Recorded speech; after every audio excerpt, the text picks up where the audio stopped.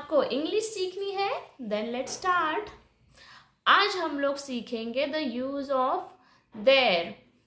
There के 3 मतलब होते हैं। So first one is THERE, there. So this spelling THERE represents a place. For example, अगर आप किसी को बताना चाहते हो कि कोई चीज वहां पे रखी हुई है, मतलब योर फोन इज देयर, मतलब आपका फोन वहां पे है। There is a big temple near my society, your phone is there on the table. There is a swimming pool in my society. So यहाँ पे हमने किसी प्लेस के बारे में बात की है when we use THERE, there।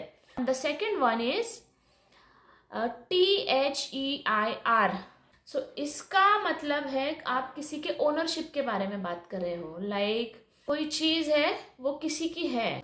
For example THEIR, देयर का, this is their car, this is their house, this is their bangle, ये उनकी चूड़ी है।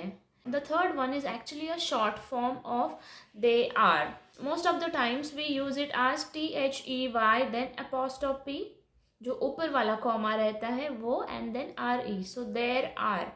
So there are 5 people in my family. I'm sure next time you won't make any of these mistakes or spelling mistake while using there. So if you like the video, press the like button, share it with your friends and family, and then subscribe. Subscribe का button है नीचे। क्या आपको English सीखनी है? Then let's start. आज हम लोग सीखेंगे the use of there। There के 3 मतलब होते हैं। So first one is THERE, there. So this spelling THERE represents a place.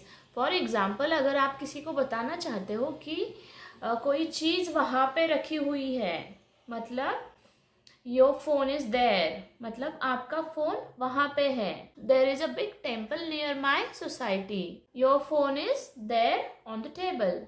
There is a swimming pool in my society. So यहाँ पे हमने किसी प्लेस के बारे में बात की है when we use THERE, there. The second one is THEIR. So इसका मतलब है आप किसी के ओनरशिप के बारे में बात कर रहे हो, लाइक कोई चीज है वो किसी की है। फॉर एग्जाम्पल THEIR, देयर का, this is their car, this is their house, this is their bangle, ये उनकी चूड़ी है। The third one is actually a short form of they